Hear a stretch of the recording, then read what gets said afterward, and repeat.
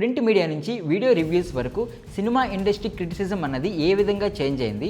వీళ్ళు కేవలం ఏంటి అంటే ఎవరో రివ్యూ ఇస్తారు, ఆ రివ్యూని చదువుకుంటే వెళ్ళిపోతారు. ఈ ఇన్స్టాగ్రామ్లు కానీ, టిక్టాక్స్ కానీ, ట్వీట్స్ కానీ, గూగుల్ రివ్యూస్ కానీ ఇవంతా కూడా చాలా బయాస్డ్గా అయిపోయింది. ఫేక్ రివ్యూస్ ఎవరైతే ఇస్తారో వాళ్ళకి సినిమా గురించి 24 క్రాఫ్ట్స్ గురించి ఏమీ తెలియదు. పోనీ వాళ్ళు ఏమైనా జర్నలిజంలో కానీ, ఈ ఫిల్మ్ ఇండస్ట్రీలో కానీ ఏమన్నా ఎడ్యుకేషనల్ బ్యాక్గ్రౌండ్ ఉందంటే ఏమీ ఉండదు. దీనివల్ల ఏంటి అంటే ఆడియన్సే కాదు, ప్రొడ్యూసర్స్, ఫిల్మ్ ఇండస్ట్రీ, ప్రతి ఒక్క ఇండస్ట్రీ కూడా దీనివల్ల ఈ బయాస్డ్ రివ్యూస్ వల్ల చాలా నష్టపోతూ ఉన్నారు. నాకెందుకు ఆ మూవీని డైరెక్ట్గా వెళ్ళి చూడాలి అనిపించింది. సో ఒకసారి వెళ్ళి నేను చూసిన తర్వాత నా పర్సెప్షన్ మొత్తం చేంజ్ అయిపోయింది.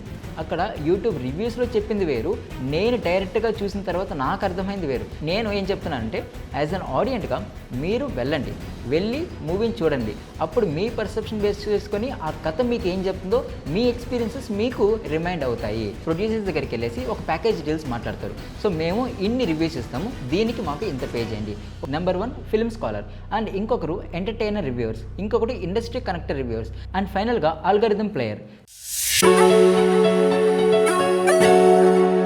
ఒక్క ట్వీట్, ఒక్క యూట్యూబ్ వీడియో, ఒక్క రివ్యూ సినిమాని బ్లాక్ బస్టర్ గాను లేదా బాక్స్ ఆఫీస్ వద్ద డిజాస్టర్ గాను డిఫైన్ చేసే శక్తి ఉందా?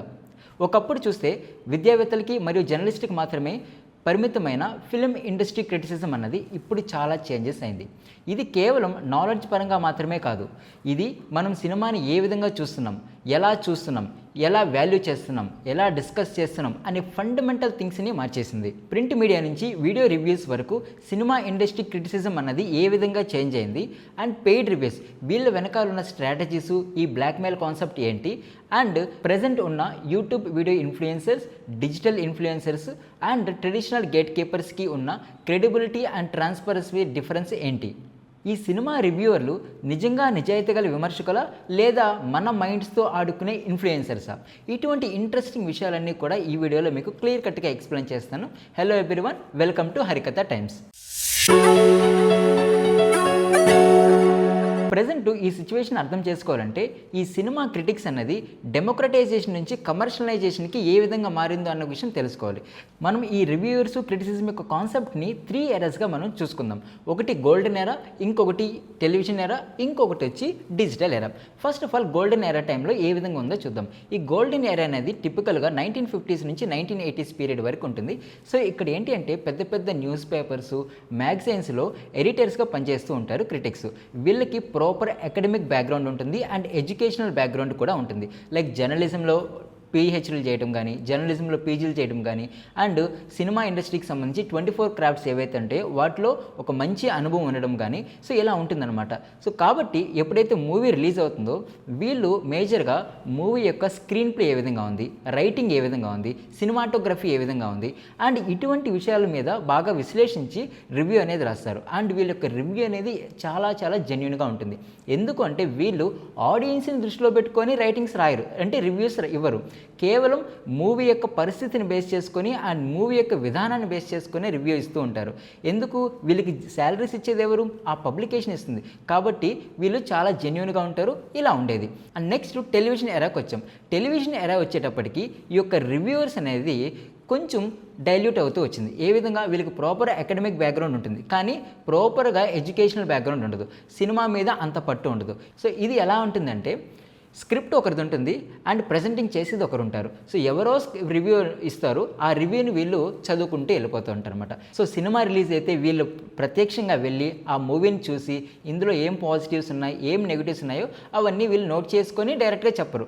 వీళ్ళు కేవలం ఏంటి అంటే ఎవరో రివ్యూ ఇస్తారు, ఆ రివ్యూని చదువుకుంటూ వెళ్ళిపోతారు. సో ఎందుకు వీళ్ళు ఆడియన్స్ని బేస్ చేసుకొని బయాస్గా రివ్యూస్ ఇస్తారంటే టీవీస్కి టీఆర్పీస్ ఉంటుంది. ఈ టీఆర్పీ వల్ల ఏంటి అంటే ఆడియన్స్ ఎంగేజ్మెంట్ ఉంటుంది. ఆడియన్స్ ఎంగేజ్మెంట్ వల్ల ఏంటి అంటే టీఆర్పీ పెరుగుతుంది. టీఆర్పీ పెరగడం వల్ల వీళ్ళకి శాలరీస్ ఎక్కువ వస్తుంది.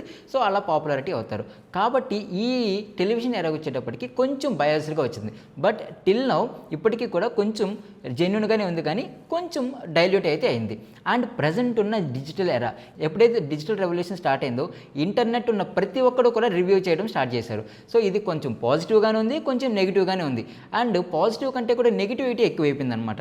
ఇది ప్యూర్గా ఏంటి అంటే వీళ్ళకి ప్రాపర్గా శాలరీస్ ఎవరు ఇస్తారు అంటే ఏ పబ్లికేషన్ ఇవ్వదు. ఇది యూట్యూబ్ బేస్ చేసుకొని ఉంటుంది, యూట్యూబ్ యొక్క రెవెన్యూని బేస్ చేసుకొని ఉంటుంది. ఆ యూట్యూబ్ రెవెన్యూ ఎలా వస్తుంది? Audience engagement. సో ఆడియన్స్ నేను ఎలాగా చెప్తే వాళ్ళు ఆడియన్స్ వింటారు, అని దాన్ని బేస్ చేసుకొని వీళ్ళు మాట్లాడడం జరుగుతుంది, రివ్యూ ఇవ్వడం జరుగుతుంది. సో మూవీని చూస్తారు, మూవీని చూసిన తర్వాత ఈ మూవీని బ్లాక్ బస్టర్గా ఉంది, డిజాస్టర్గా ఉంది, ఇట్లా క్రేజీ ఫ్యాన్సీ వర్డ్స్ యూస్ చేయడం. ఎందుకు?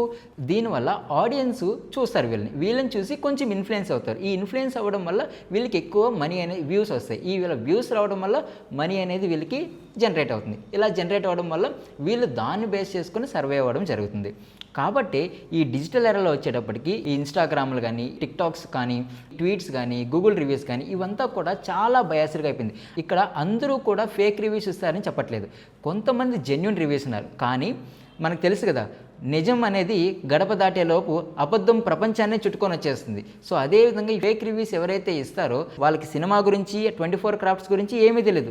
పోనీ వాళ్ళు ఏమైనా జర్నలిజంలో కానీ, ఈ ఫిల్మ్ ఇండస్ట్రీలో కానీ ఏమైనా ఎడ్యుకేషనల్ బ్యాక్గ్రౌండ్ ఉందంటే ఏమీ ఉండదు. కేవలం వాళ్ళకి నచ్చింది, వాళ్ళ పర్సెప్షన్, వాళ్ళ యొక్క ఒపీనియన్, వాళ్ళ యొక్క థాట్స్ని బేస్ చేసుకుని రివ్యూ అనేది ఇస్తారు. సో ఆ రివ్యూస్ని ఎవరైతే ఫాలో అవుతారో వాళ్ళు కూడా ఈ యొక్క ట్రాప్లోనే పడిపోతూ ఉంటారు. సో దీనివల్ల ఏంటి అంటే ఒక ఎక్స్పర్టైజ్ అనేది తగ్గిపోతూ వచ్చింది. ఇక్కడ 2 డిఫరెన్సెస్ ఉన్నాయి. క్రిటిక్ వేరు, రివ్యూర్ వేరు. క్రిటిక్కి ఒక ప్రాపర్ నాలెడ్జ్ అనేది ఉంటుంది, మనం దేని గురించి చెప్తున్నాం, ఎందుకు చెప్తున్నాం అనేసి. ఒక రివ్యూర్ ఏంటంటే మేజర్గా ఈ యూట్యూబ్ ఆల్గరిథమ్ను బేస్ చేసుకొని, లేదా ఆడియన్స్ ఎంగేజ్మెంట్ బేస్ చేసుకొని, ఆడియన్స్ యొక్క లైక్స్ అండ్ కామెంట్స్, అదేవిధంగా వ్యూవర్షిప్ని బేస్ చేసుకొని మాట్లాడతాడు.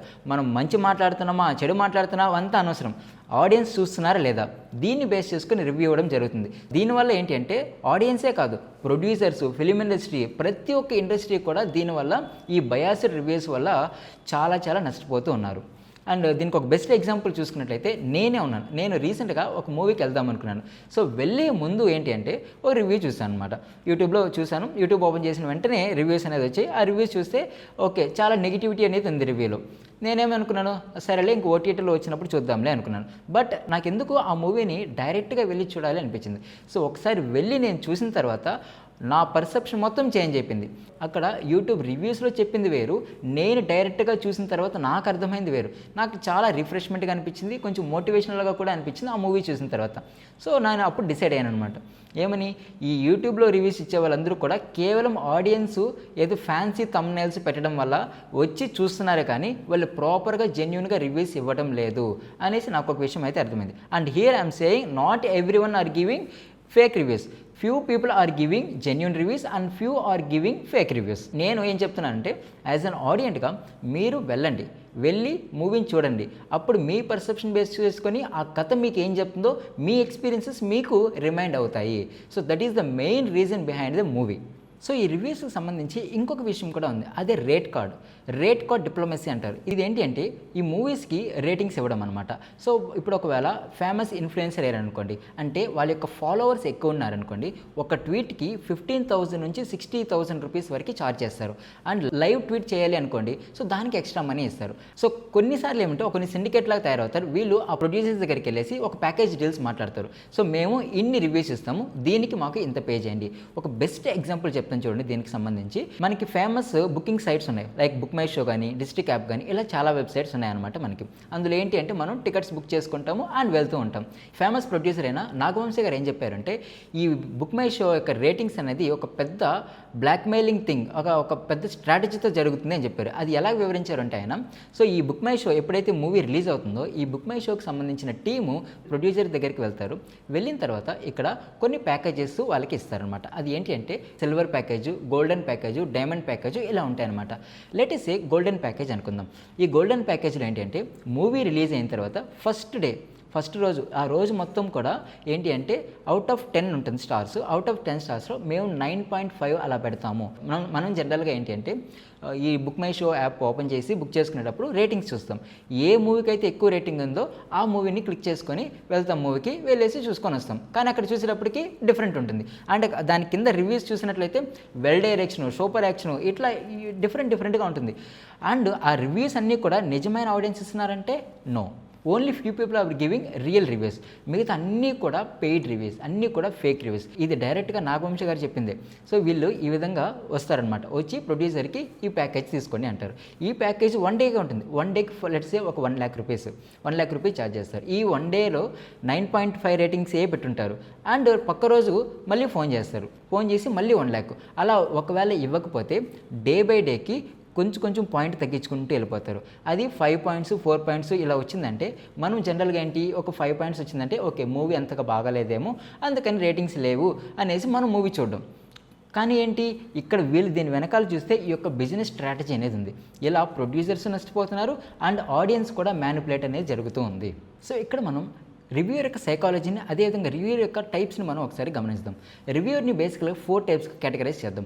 నెంబర్ 1 ఫిల్మ్ స్కాలర్, అండ్ ఇంకొకరు ఎంటర్టైనర్ రివ్యూవర్స్, ఇంకొకటి ఇండస్ట్రీ కనెక్టర్ రివ్యూవర్స్, అండ్ ఫైనల్గా ఆల్గరిథం ప్లేయర్. సో ఈ యొక్క 4 రివ్యూస్ ఒకసారి డీప్గా చూద్దాం. First one film scholar. వీళ్ళ యొక్క రివ్యూస్ ఏ విధంగా ఉంటాయంటే మూవీ గురించి బాగా ఐడియా ఉండే వాళ్ళు ఉంటారు. సో సినిమాటోగ్రఫీ గురించి, స్క్రీన్ ప్లే గురించి, రైటింగ్ గురించి, డిఫరెంట్ టెక్నికల్ డీటెయిల్స్ గురించి వీళ్ళు చాలా డీప్గా ఎక్స్ప్లెయిన్ చేస్తుంటారు. సో కాబట్టి వీళ్ళ యొక్క ఆడియన్స్ చాలా లాయల్గా ఉంటారు అండ్ వెరీ లిమిటెడ్గా ఉంటారు. అండ్ వీళ్ళ యొక్క రివ్యూస్ అనేది అందరికీ రిలేటబుల్గా ఉండదు. ఇంకొక టైప్ చూద్దాం, ఎంటర్టైనర్ రివ్యూస్. సో వీళ్ళకి కొంచెం నాలెడ్జ్ ఉంటుంది మూవీస్ పైన, కొంచెం నాలెడ్జ్ ఉండదు. వీళ్ళు ఏం చేస్తారంటే ఈ యొక్క మీమ్స్ అన్నీ యూజ్ చేసి మిక్స్ చేసి వదిలేస్తారనమాట. సో ఇది ఏ విధంగా ఉంటుందంటే మూవీని అసలు కోర్ కంటెంట్ గురించి చెప్పకుండా పర్ఫార్మెన్స్ లాగా చేస్తూ ఉంటారనమాట. ఇంకొక టైప్ ఉంటారు ఇండస్ట్రీ కనెక్టెడ్ రివ్యూవర్స్. సో వీళ్ళు ఏంటంటే ఇండస్ట్రీలో ఉన్న ప్రొడ్యూసర్స్తోనూ లేకుంటే డిఫరెంట్ డిస్ట్రిబ్యూషన్ కంపెనీస్తో కొన్ని కాంటాక్ట్స్ ఉంటాయి.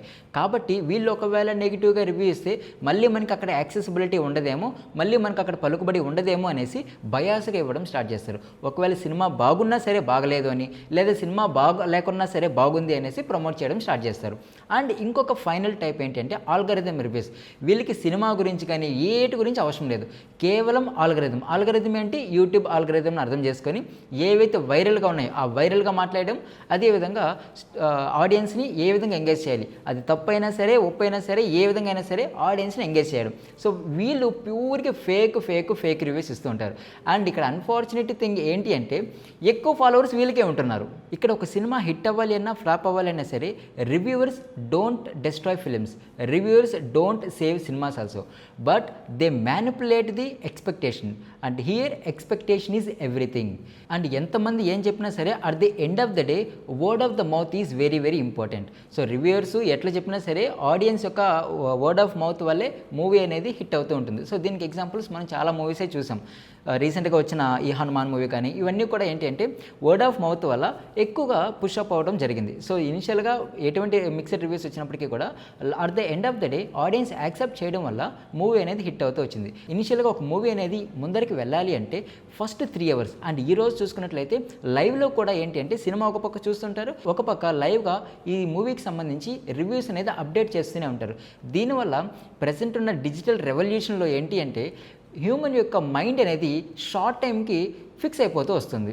అది ఎలా అంటే ఈ యొక్క టిక్టాక్ రీల్స్ కానీ, ఈ ఇన్స్టాగ్రామ్ రీల్స్ కానీ, యూట్యూబ్ రీల్స్ వల్ల కానీ హ్యూమన్ మైండ్ ఇన్స్టెంట్గా వెంటనే మనకి స్టోరీ గురించి తెలిసిపోవాలి అన్న క్యూరియాసిటీ అనేది ఎక్కువ జనరేట్ అవుతూ వస్తుంది. సో పీపుల్కి పేషెన్స్ అనేది తగ్గిపోతూ వస్తుంది. ఆడియన్స్ కూడా ఏంటి అంటే ఇంట్రెస్టింగ్ థింగ్స్ ఏమున్నాయి మూవీలో అనేది వెంటనే తెలుసుకోవాలన్న క్యూరియాసిటీ, దీనివల్లే పైరసీ కూడా రావడం జరిగింది. సో మనం చూసాం. అండ్ దీనివల్లే సినిమాకు సంబంధించి సినిమా యొక్క ఫిల్మ్ మేకింగ్ పైన కూడా ఇంపాక్ట్ పడుతుంది, అండ్ ప్రొడ్యూసర్స్ పైన కూడా ఇంపాక్ట్ పడుతుంది, అండ్ ఆడియన్స్ పైన కూడా ఇంపాక్ట్ అనేది చాలా ఉంటుంది ఈ యొక్క ఫేక్ రివ్యూవర్స్ వల్ల. అండ్ రీసెంట్గా మనం చూసుకున్నట్లయితే చాలా కాంట్రవర్షీస్ ఇవన్నీ చూస్తున్నాం. అండ్ ఈ సో కాల్డ్ రివ్యూస్ ఎవరైతే ఉన్నారో వీళ్ళందరూ కూడా కూర్చొని ఒక డిజిటల్ ప్లాట్ఫామ్ ఉంది కదా అనేసి వాళ్ళకి ఇష్టం వచ్చినట్టు మాట్లాడుతున్నారు. ఒకరేమో వారణాసి మూవీ అనేది అట్టర్ ఫ్లాప్ అంటున్నారు. అసలు ఆ మూవీకి సంబంధించి స్టోరీ నీకు తెలుసా? తెలియదు. మేకింగ్ గురించి నీకు తెలుసా? తెలియదు. కానీ నువ్వు ఎలా మాట్లాడుతావు? ఇంకొకరేమో పెద్ద మూవీ రాబోతుంది, ఆ మూవీ పైన ఏంటి ఈ స్టోరీ నాకు ఆల్రెడీ తెలుసు, ఈ స్టోరీతో సినిమా హిట్ అవుతుందన్న విషయం నాకు అసలు నమ్మకమే లేదంటున్నారు. ఈయనేమైనా అక్కడ కూర్చొని రైటింగ్లో ఏమైనా పార్టిసిపేట్ చేశారా? రైటింగ్లో ఏమైనా హెల్ప్ చేశారా?